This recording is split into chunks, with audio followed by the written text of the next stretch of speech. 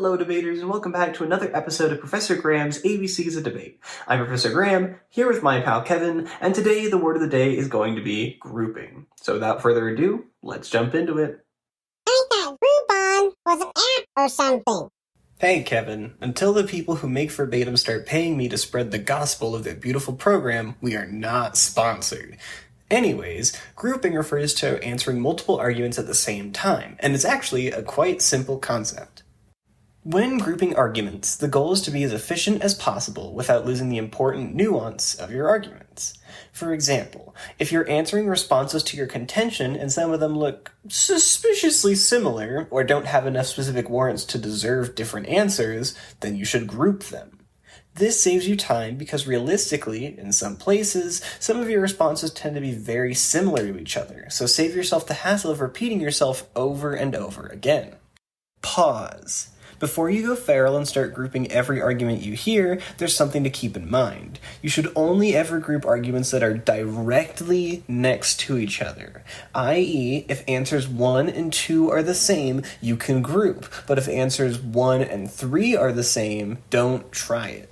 Well, why not?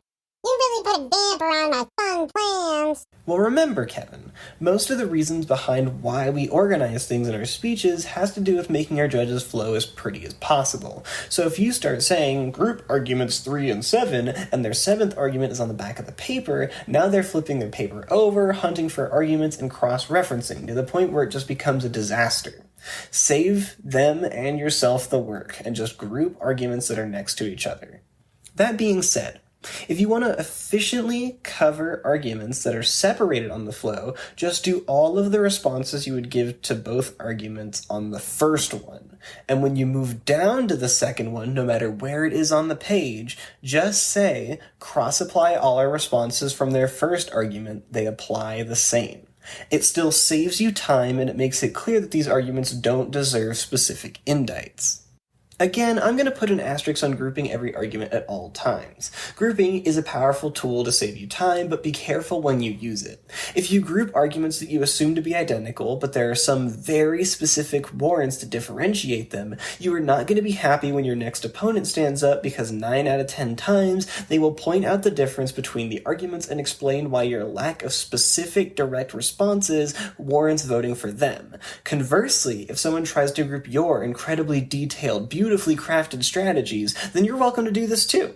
Prove to everyone why grouping your specific arguments was a mistake, and make them look like fools for either misunderstanding your arguments or intentionally trying to hide how scary/distinct it was. Last but not least, and this should go without saying, but you shouldn't group your own arguments. Keep your warrants distinct. The more you combine them, the easier it is for your opponent to answer things. Grouping should be reserved for simplifying your opponent's nonsense, not making your own arguments weaker. It'll only hurt you in the long run. Well, that was fun. Grouping arguments tends to be pretty pog, so I hope you had a fun time today, Kevin. Wow, I didn't think my speech times could get any lower. Lower? I hardly know her. Hey, thanks again for watching today's episode of Professor Graham's ABCs of Debate. As always, I'm Professor Graham, and that's my pal Kevin. If you ever need any help with debate stuff at all, my email should be right up here. Check the show notes. You see your coach, I'll get back to you as soon as I possibly can with any debate tips that you might need. I'll drop that knowledge on you. Bam.